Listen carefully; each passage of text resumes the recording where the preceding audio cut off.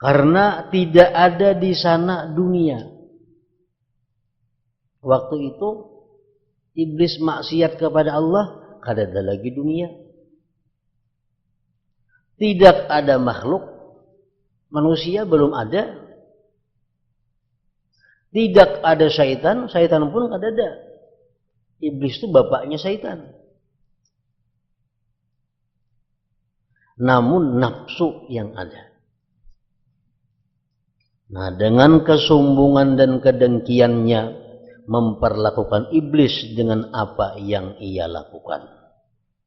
Nah, jadi maksiat pertama yang paling tuha di dalam alam semesta ini adalah maksiatnya iblis, sombong dan dengki. Kenapa timbul demikian? Karena meluluskan hawa nafsunya.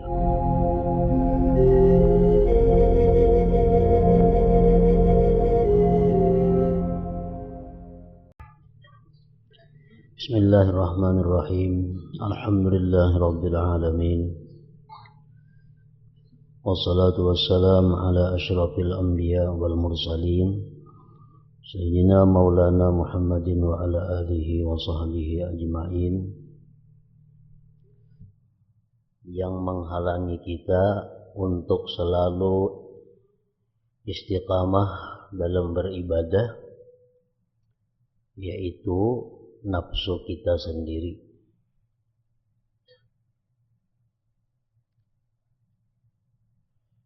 Selanjutnya, wahai orang yang mempunyai kehendak beribadah kepada Allah, semoga Allah menjaga engkau dan menjagaku. Hendaknya selalu berhati-hati terhadap nafsu yang senantiasa mengajak berbuat jelek itu.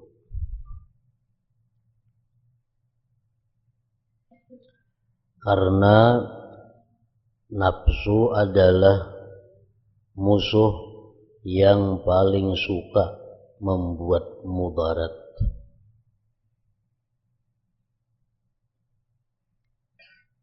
Karena nafsu adalah musuh yang paling suka membuat mudarat. Cobaannya paling berat cobaan. Paling sulit merawatnya, memeliharanya, mendidiknya. Paling sulit penyakitnya. Dan paling sulit pengobatannya. Sesuai dengan sabda Nabi sallallahu alaihi wasallam, a'dal a'da nafsukal lati baina jambaik. Musuh yang paling musuh di antara segala musuh adalah nafsu engkau yang ada di badan engkau.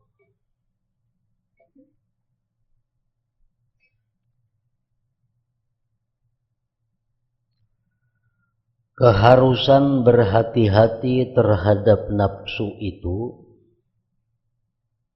disebabkan oleh dua hal.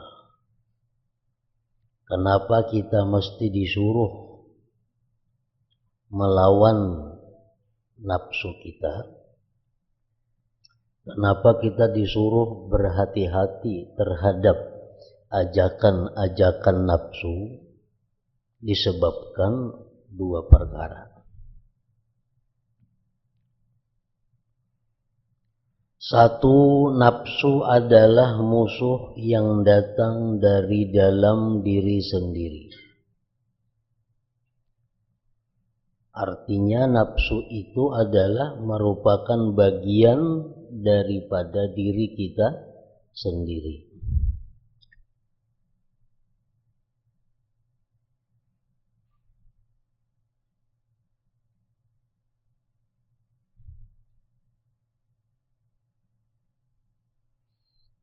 Sebagaimana akal bagian dari diri kita, hati bagian daripada kita, roh bagian dari kita, demikian pula nafsu bagian daripada diri kita. Artinya bila kita melawan nafsu, berarti kita melawan diri kita sendiri. Nah, itu sebabnya. Nafsu adalah musuh yang datang dari dalam diri sendiri.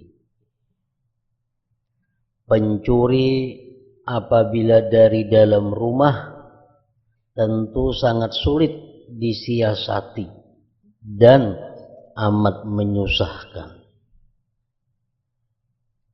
Kalau maling ada di rumah kita, anak kah siapakah yang serumah lawan kita, nah itu paling ngalih. Mun maling dari luar lebih mudah kita berhati-hati. Nah, kalau maling berada dalam rumah kita sendiri, maling itu bagian daripada keluarga kita sendiri, tentu lebih sulit kita menjaganya. Benar sekali ucapan orang yang bersyair, nafsi ila ma darrani da'i tukthiru asqami wa auja'i kaifa ihtiyali min aduwin idha kana aduwi baina adla'i. Artinya nafsuku selalu mengajakku berbuat yang merugikan diriku, memperbanyak penyakitku. Bagaimana daya upaya aku menghadapi musuh yang berada di antara tulang-tulang rusukku.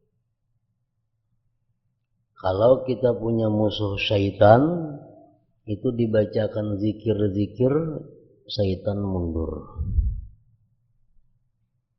Nah, kalau ini yang menjadi musuh bagi kita adalah nafsu, tentu kada akan mampan dengan zikir-zikir yang dibaca.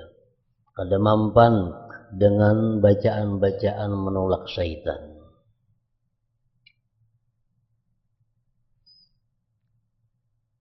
Jadi pertama kita mesti berhati-hati dengan nafsu, sebab nafsu itu ada di dalam diri kita.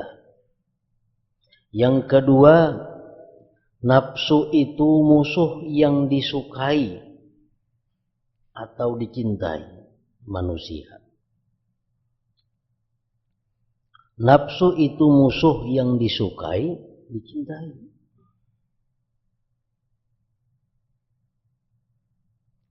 Manusia biasanya buta terhadap celah kekasihnya. Manusia itu kalau sudah mencintai sesuatu apapun, maka dia kadang melihat lagi keaiban atau kekurangan atau cacat dari yang dicintainya itu.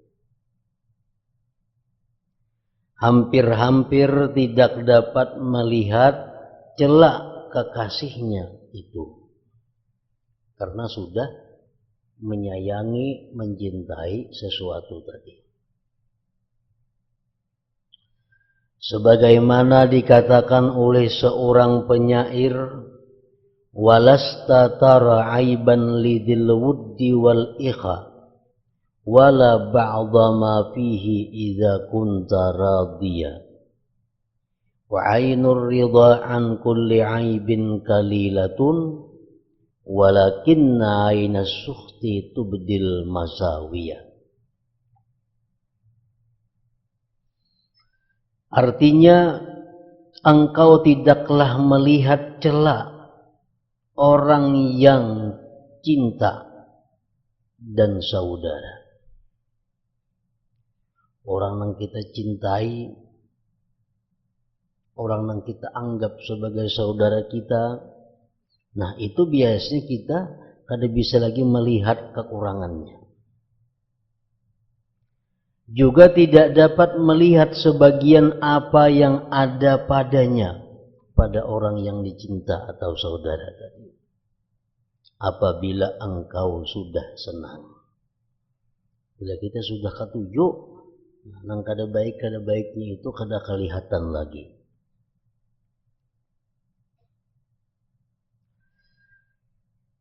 Apabila engkau sudah senang, mata yang senang tentu tumpul, tidak dapat melihat terhadap setiap celah. Tetapi mata yang benci dapat menampakkan berbagai keburukan. Nah, amun kita kada katuju lawan seseorang, nampak semuaan kesalahan itu orang di hadapan kita. Nampak keaiban celah orang itu di hadapan kita. Kenapa? Karena kita sudah berdahulu kada katuju lawan inya.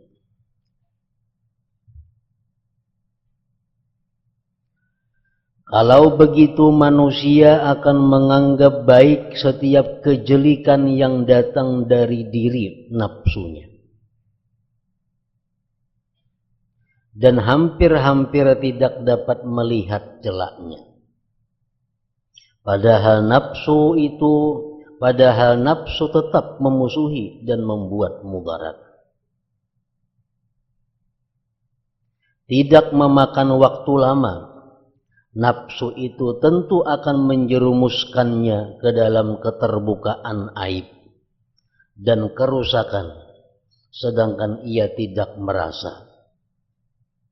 Kecuali jika Allah menjaganya dan menolongnya mengalahkan nafsu dengan anugerah dan rahmatnya. Tidak ada satu penyesalan yang timbul melainkan akibat daripada nafsu. Tidak ada satu keaiban yang tersiar melainkan dahulunya akibat daripada mengabulkan ajakan hawa nafsu. Tidak ada satu kerugian atau kekalahan yang terjadi melainkan dahulunya mengabulkan ajakan hawa nafsu. Nah, kemudian renungkanlah satu faedah penting yang dapat memuaskan engkau, yaitu apabila engkau mau memperhatikan, tentu mengetahui bahwa asal semua fitnah, maksiat, terbukanya aib, kehinaan, kerusakan, dosa dan afat yang terjadi pada makhluk Allah sejak permulaan makhluk sampai hari kiamat, sumbernya adalah dari nafsu ini. Orang-orang berada dalam penjara akibat apa? Akibat meluluskan kehendak hawa nafsunya.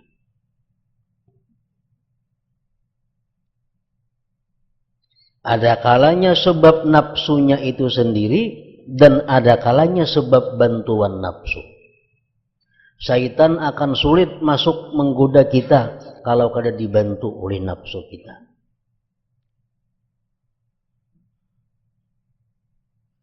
Permulaan maksiat kepada Allah Ta'ala adalah dari iblis. Makhluk pertama yang maksiat kepada Allah, iblis. Sedangkan sebab maksiat iblis itu sesudah qada Allah yang telah ditetapkan adalah hawa nafsu. Iblis kenapa maksiat kepada Allah? Karena hawa nafsunya. Dengan kesombongan dan kedengkian yang menjerumuskannya. Iblis ini sangat bernafsu, ingin menjadi orang yang nomor satu. Iblis sangat bernafsu, ingin menjadi orang yang paling mulia. Iblis sangat bernafsu, ingin menjadi orang yang paling diagungkan. Akhirnya, karena bernafsu demikian, jadilah iblis itu orang yang terkutuk. Akibat apa? Akibat hendak meluluskan nafsunya tadi. Sesudah beribadah selama 80.000 tahun, menurut satu pendapat, iblis itu dia beribadah kepada Allah 80.000 tahun, kada pernah lupa kepada Allah. kada pernah kada berzikir kepada Allah.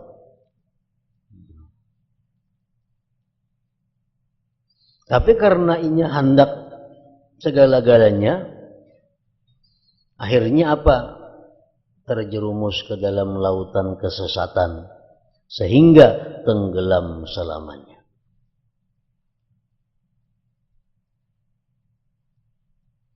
Karena tidak ada di sana dunia. Waktu itu iblis maksiat kepada Allah, kada ada lagi dunia. Tidak ada makhluk, manusia belum ada. Tidak ada syaitan, syaitan pun kada ada. Iblis itu bapaknya syaitan. Namun nafsu yang ada. Nah, dengan kesombongan dan kedengkiannya memperlakukan iblis dengan apa yang ia lakukan.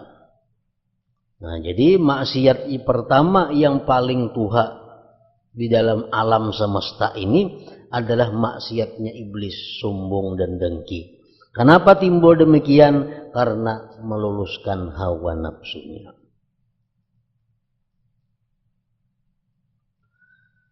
Kemudian sesudah dosa iblis adalah dosa Adam dan Hawa alaihimassalam.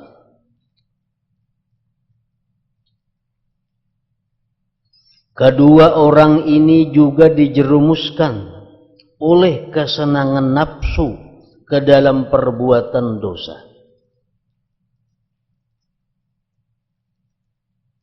Begitu pula keinginan mereka untuk hidup abadi di surga, sehingga terbujuk dengan ucapan iblis. Iblis menggoda Adam dan Hawa melalui nafsu. Karena bantuan nafsu, lalu memakan buah khuldi itu. Sehingga terbujuk dengan ucapan iblis. Jadi terbujuknya kedua orang ini adalah lantaran bantuan nafsu yang membantu iblis. Sampai kedua orang Adam dan Hawa tersebut keluar dari samping Allah Ta'ala, dari jiran Allah Ta'ala, dan dari menetap di surga Firdaus. Turun ke dunia yang hina, yang sulit, yang panah, lagi pula membuat rusak.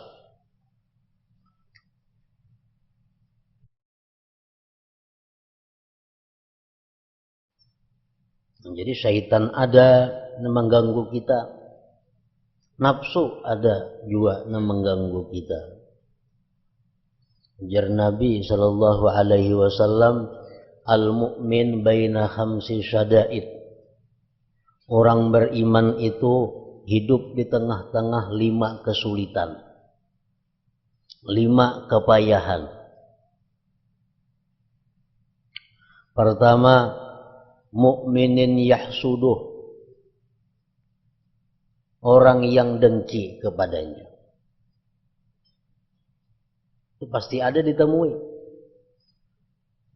Bila kita hidup di tengah-tengah masyarakat, pasti ada orang yang dengki lawan kita.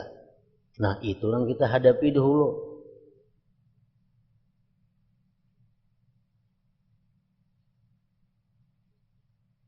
Menghadapi orang yang dengki adalah sesuatu hal yang sulit. Kenapa? Karena amun kita dapat nikmat, inya sari. Kita dapat musibah, inya suka.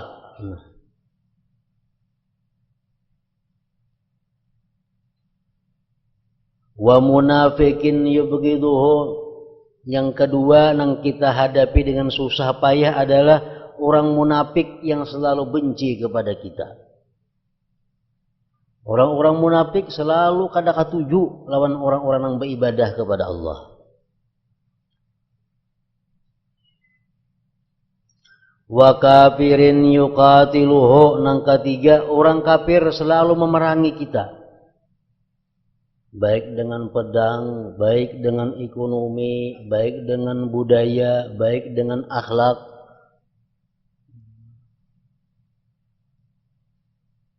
Yang keempat, wa syaitanin yudilluhu, syaitan yang menyesatkannya. Syaitan selalu membujuk kita, menggoda kita untuk jauh dari Allah.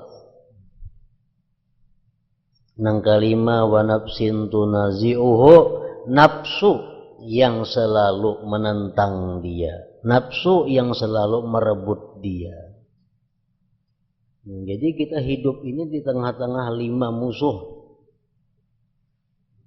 Di tengah 5. Ada yang dengki, ada yang marah, ada yang memerangi, ada yang menyesatkan, ada yang menentang.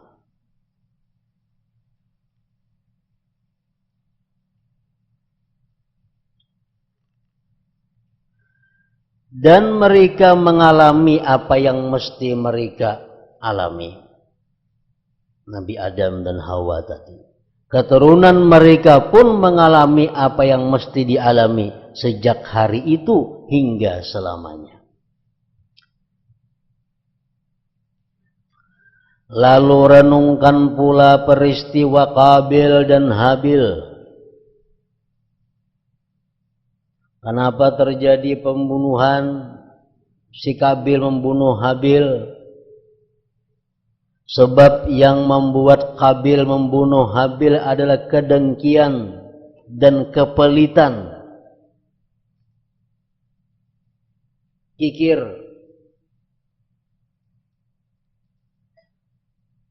Terjadilah pembunuhan. Qabil dan Habil murni adalah peristiwa terjadi karena nafsu. Menurut riwayat bahwa Siti Hawa bini Nabi Adam itu bila mana lahir pasti kambar. Laki seikung, bini seikung. Karena lahir pulang, kambar pulang, laki seikung, bini seikung. Nah itu kayaknya dikawinakan besilang. Kawin silang. Nang ading laki-laki lawan kakak laki-laki, kakak bini-bini, kakak laki-laki lawan ading bini-bini. Jadi Siti Hawa itu bila betianan beranak 2 sekali keluar. Karena belum ada manusia. Nah, Qabil dan adiknya kambarnya bernama Iklima itu adalah ulihan Nabi Adam dan Hawa di surga. Walaupun menurut satu pendapat lahirnya di dunia juga, cuma asalnya di surga. Nah, lalu berhubung ini orang surga, Qabil lawan Iklima ini. Qabil yang laki-laki, Iklima kambarnya yang binian. Lahir di dunia bungas-bungas orangnya, orang surga. Mbah itu lahir nang kedua anaknya Adam dan Hawa ini Habil lawan Labuda. Ini sudah orang dunia, kada sebaik orang surga. Nah, lalu ujar Nabi Adam, wahai Qabil, wahai Habil, ini peraturan dari Allah. Kawin mesti berhuruf. Qabil lawan Labuda, Habil lawan Iklima. Kabaratan si Qabil. Uja Qabil nang kambaran bungas orangnya. Kambaran Habil itu kada bungas, kada hendak berhuruf. Nah ini sudah menunjukkan adanya nafsu. Ujar Nabi Adam itu sudah keputusan dari Tuhan bahwa berhuruf macam itu. Ujar Qabil itu kada dari Tuhan, dari pian seorang aja nang aturan itu. Nah lawan Nabi Adam nih itu aturan pian bukan dari Tuhan. Amun ikam kada percaya, ujar si Nabi Adam, ikam kurban. Apa kurbannya? Lain sapi, kurbannya gandum. Siapa gandumnya nang dimakan api, berarti diterima. Bila gandumnya itu kada dimakan api, berarti kada diterima. Karena ada api turun dari langit.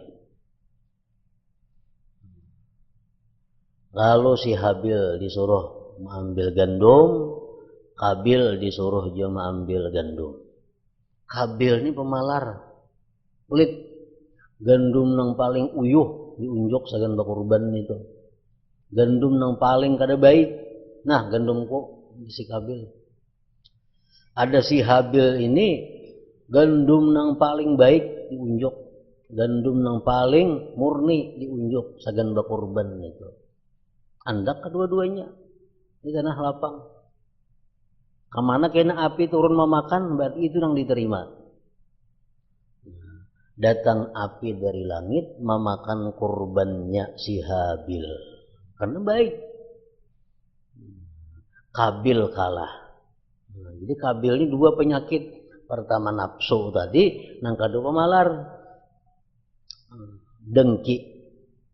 Kada nyaman melihat si Habil ini mengambil dangsa naksaura.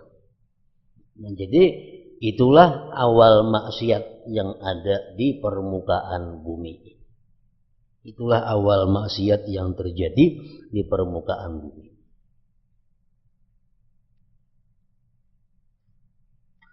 Kemudian peristiwa Harut dan Marut. Penyebab Harut Marut turun derajatnya disiksa adalah karena menuruti kesenangan nafsu.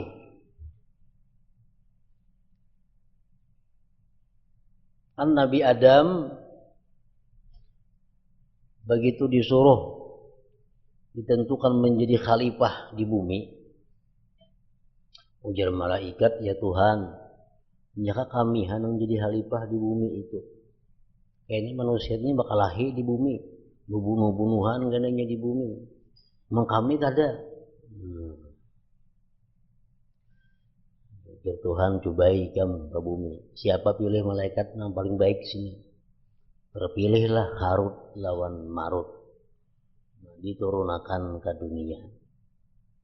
Sebelum turun ke dunia, diandaki syahwat nafsu kepada keduanya itu. Karena Adam kan punya hawa nafsu. Malaikat mau diturunkan ini kada nafsu bujur ya, kenapa? Ini si Harut Marut ini diturunkan ke bumi, diandaki Tuhan juga hawa nafsu macam manusia. Sampai di bumi, Harut Marut ini ternyata sama aja lawan manusia juga. Banyak berbuat pelanggaran-pelanggaran hukum Allah, banyak berbuat maksiat kepada Allah. Padahal malaikat diandaki hawa nafsu, nakal pada manusia.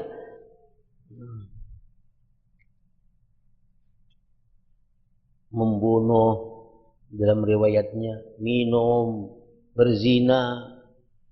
Itu malaikat, ini diandaki Tuhan hawa nafsu kayak manusia.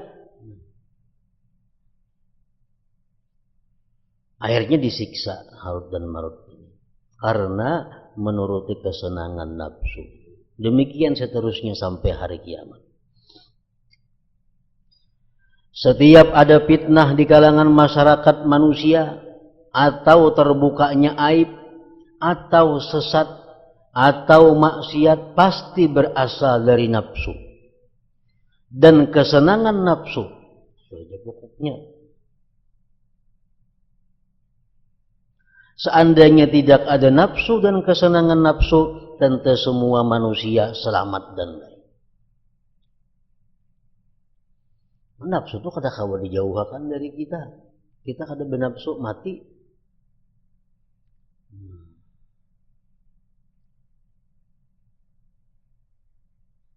Makanya kita kada boleh mematikan nafsu. Yang kita disuruh itu adalah mengendalikan nafsu di bawah kendali akal, di bawah kendali agama.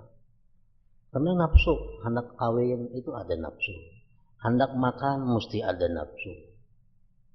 Nafsu kada kawa hilang pada diri kita. Amung kada ada nafsu, kada ada lagi manusia. Jadi kita kada disuruh mematikan nafsu. Cuma kita disuruh mengendalikan si nafsu di bawah kendalinya agama.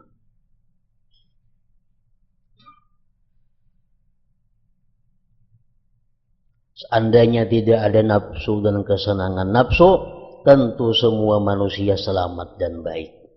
Ya, di langit malaikat tuh kan nafsu. Dengar bakal lahir malaikat kadada. Malaikat maksiat kadada. Malaikat berbunuh-bunuhan kadada. Kenapa? Inya kadada nafsunya. Manakala ada musuh dengan sifat seperti ini, yakni selalu membuat mudarat, maka wajiblah bagi orang yang berakal untuk berprihatin terhadap urusan musuh ini. Karena nafsu ini selalu membawa kepada kejahatan, membawa kepada sengsara, kita wajib hati-hati dengan nafsu itu. Semoga Allah memberikan petunjuk dan pertolongan kepada kita semua. Nah, jika engkau berkata, kalau begitu bagaimana daya upaya menghadapi musuh semacam ini? Dan bagaimana cara mengatur siasat menghadapinya nafsu? Kalau syaitan semalam, caranya kita menghadapi minta perlindungan kepada Allah dengan membaca doa-doa, zikir-zikir. Kalau nafsu, Bang, kayak apa caranya kita mengakalani supaya nafsu ini bisa tunduk lawan agama, lawan akal? Cobalah terangkan hal itu kepada kami. Ketahuilah bahwa di muka telah kuterangkan urusan nafsu itu sangat sulit, karena tidak mungkin mengalahkannya sekaligus seperti musuh-musuh yang lain. Sebab nafsu adalah tunggangan dan alat kita. Ada dikatakan ada seorang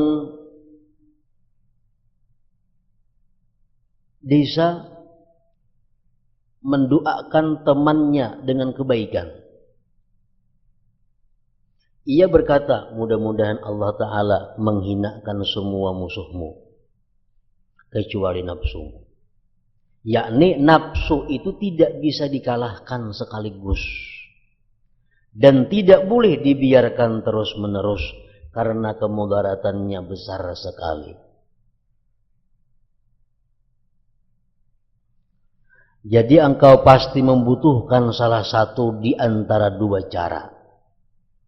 Engkau harus mendidik nafsu dan menguatkan nafsu Anda. Nah, jadi mendidik sekaligus menguatkan. Sekira-kira kuat memikul berbuat segala kebaikan. Dan Anda harus melemahkan serta menahan nafsu Anda menurut batas yang tidak melampaui batas. Maka dalam persoalan nafsu ini Anda terus-menerus berada dalam perawatan yang sangat dan perhatian yang teliti. Jadi nafsu kita ini pada awalnya nafsu kita ini adalah nafsu ammarah. Nafsu ammarah itu pikirannya makan, minum, guring, kawin, nyaman-nyaman semuaan. Perkara halal haram itu kada tahu urusannya. Itu nafsu pertama-tama manusia yang dibawa lahir ke dunia. Nah ini yang mesti dididik, dirubah. Nafsu ammarah, ya nafsunya orang-orang kafir, nafsunya orang-orang yang fasikin, orang-orang yang keluar dari jalan Allah. Keinginannya kadada hendak berbuat taat. Munnya ada juga hendak taat, nah untung taatnya itu. Nah, dididik si nafsu ammarahnya. Akhirnya apa? Menjadi nafsu lawamah. Menjadi nafsu lawamah. Nafsu lawamah ini nafsu kebanyakan orang-orang yang beriman. Mau sudah berbuat kebaikan. Tapi mau juga masih berbuat dosa. Namun bila dia berbuat dosa, dia mencela dirinya, dia menyesali tobat kepada Allah. Nah ini sudah nafsu lawamah ngarannya. Kita nih menghinakan diri kita karena kita dulu berbuat jahat, Mun kita ini mencela diri kita karena kita ini dahulunya berbuat maksiat, sekarang kita tobat kepada Allah. Nah, nafsu kita tuh ngarannya nafsu lawamah sudah nih itu. Hampir amarah. Yang ketiga, nafsu mutmainnah. Ini nafsunya orang-orang muta'allimin al-amilin, orang-orang pelajar yang mengamalkan ilmunya. Nafsu mutmainnah, nafsu yang sudah tenang, kada tergoda dengan segala macam kemaksiatan, kada tergoda dengan hal-hal yang membawa dia mudarat. Nafsu yang tenang beribadah kepada Allah. Nah, itu namanya nafsu mutmainnah. Nah, jadi untuk sampai ke nafsu mutmainnah itu manusia perlu latihan, pendidikan. Kada mau dibiarkan langsung jadi nafsu mutmainnah, kada mau. Maka dalam persoalan nafsu ini Anda terus-menerus berada dalam perawatan yang sangat dan perhatian yang teliti. Aku telah menerangkan pula mengenai urusan nafsu, yaitu hendaknya engkau memberinya kekang dengan kendali takwa dan wara, supaya Anda dapat menghasilkan dua faidah di atas sekaligus.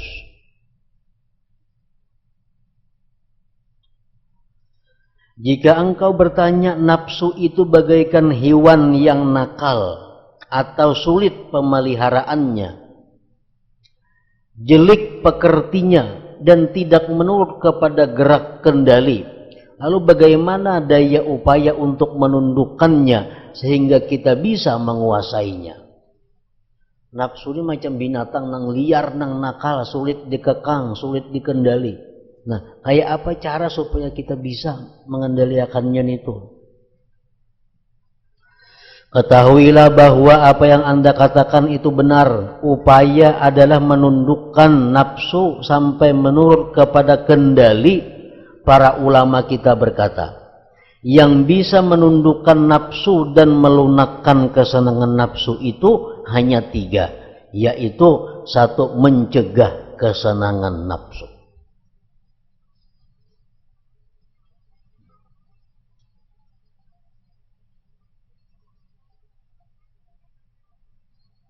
Nah, apa yang dikehendaki nafsu kada dikabulakan.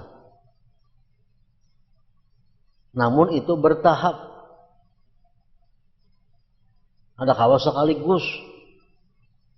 Orang nang makan asalnya 2 piring sekali makan, langsung berubah jadi setengah piring. Kada kawa lumpuh ini. Lumpuh.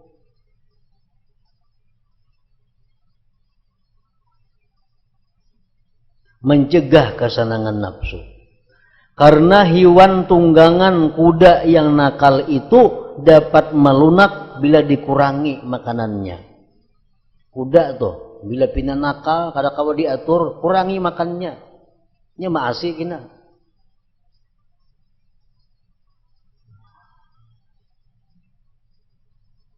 Yang kedua, membebani nafsu dengan ibadah yang berat-berat.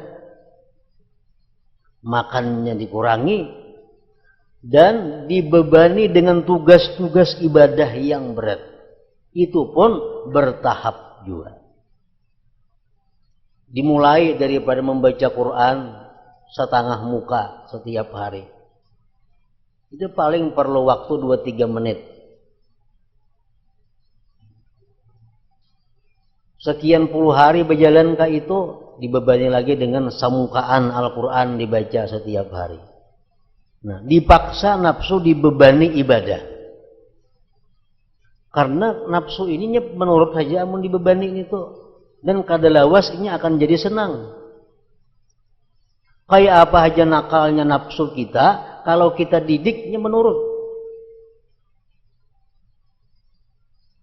Kita melihat orang yang membaca Quran 10 juz atau sahatam sehari, itu kawaka langsung kada kawa juga. Mereka tuh bertahap dahulunya.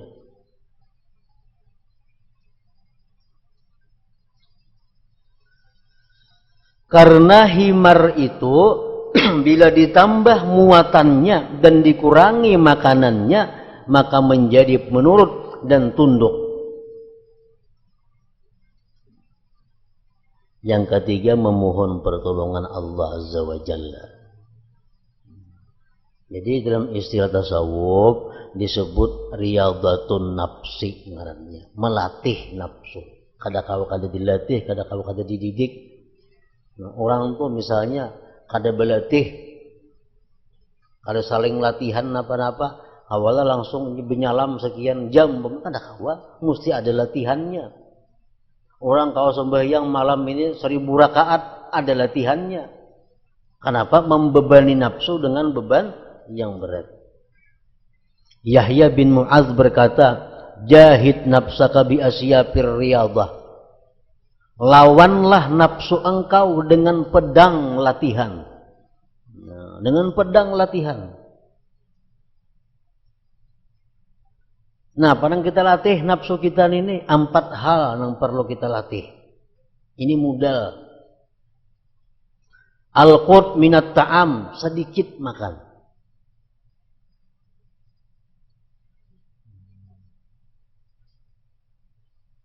Makan tuh sedikit. Yang biasa makan 3 kali sehari itu 2 kali aja sehari. 2 kali sehari. Mau kadang-kadang mesti 3 kali juga sehari, dikurangi takarannya. Dilatih. Yang kedua, mengurangi guring. Yang ketiga, mengurangi lantih.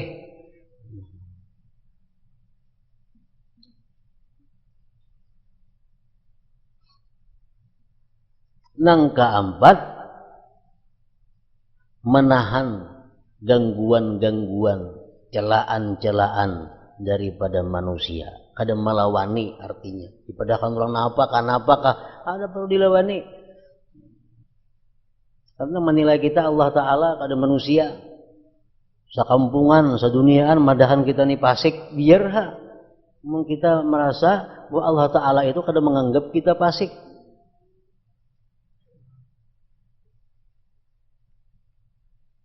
Nah, gunanya apa? Kita melatih diri mengurangi makan. Itu untuk menumpulkan syahwat.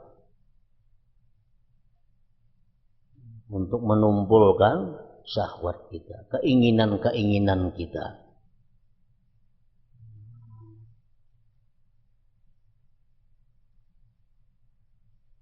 Jadi keinginan-keinginan yang jahat itu akan berkurang. Mengurangi guring, apa tujuannya? Keuntungannya, saful iradat. Orang yang guringnya kurang itu, guringnya kada banyak itu, kehendaknya bersih.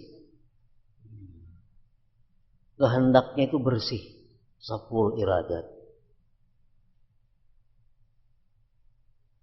Orang yang mengurangi bepandir itu, apa keuntungannya? Selamat daripada dosa.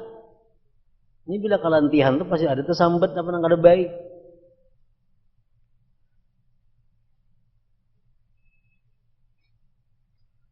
Jadi gunanya kita mengurangi pandir itu supaya selamat dari dosa-dosa. Nah, sedangkan kita melatih diri kada membalas kepada orang yang menyakiti kita, itu paling baik, paling dicari al-bulugh ilal ghayat, sampai kepada tujuan. Kita hendak misalnya hendak jadi apakah? Kita mesti tahan menghadapi celaan orang. Tahan menghadapi cercaan orang, tahan menghadapi hinaan orang. Kalau kita hendak jadi orang mulia, hendak jadi orang yang besar, hendak jadi orang yang dihormati Allah, yang disayangi Allah, mesti kita tahan kada membalas baik zahir maupun batin kepada orang nang katuju mencelai kita, menyakiti kita, menghina kita. Artinya zahir batin apa? Zahir kita kada melawan, batin kada mendoakan yang celaka. Ini ada aja kalau kita disakiti orang, kita kada melawan, tapi batinnya berdoa lawan, ya Allah, binasakan ingin itu juga. Nah, itu kan melawan juga pada batinnya. Nah, jadi kalau kita ini mampu mengurangi makan, mampu mengurangi guring, mampu mengurangi bicara, tahan terhadap hal-hal gangguan manusia, itu sudah kita akan sampai kepada tujuan jadi manusia yang beruntung. Nah, jadi nafsu pada intinya akan tunduk kepada kita latihan. Dan kadalawas melatih nafsu supaya tunduk lawan kita.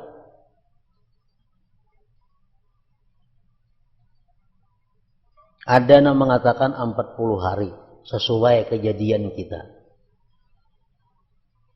Kita nih kayak apa supaya kawan, umpamanya memaksa diri nih supaya kawan membaca ini dengan lapang, membaca ini dengan nyaman, latih 40 hari. Bila kada berhasil, tambah lagi 40 hari. Kada berhasil, tambah lagi 40 hari, berhasil. Ada orang berhasil diberi Tuhan 40 hari pertama. Ada 40 hari kedua. Yang paling terakhir 40 hari ketiga. Jarang terjadi. Yang terbanyak 40 hari pertama. Kita membaca Quran misal sajus itu sehari asa kelapahan.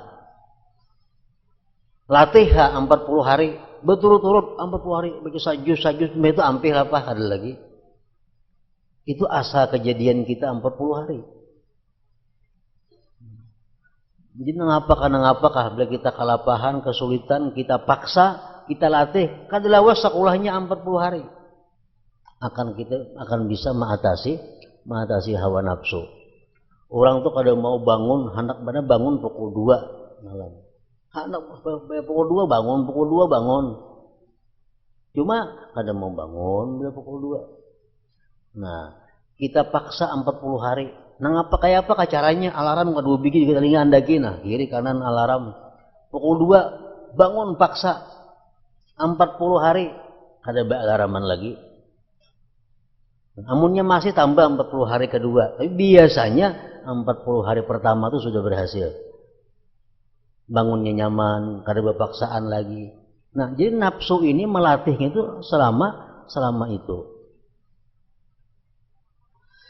Tidakkah Anda pernah mendengar perkataan Nabi Yusuf alaihissalam yang mengatakan inna nafsa la ammaratun bisu illa ma rahima rabbi.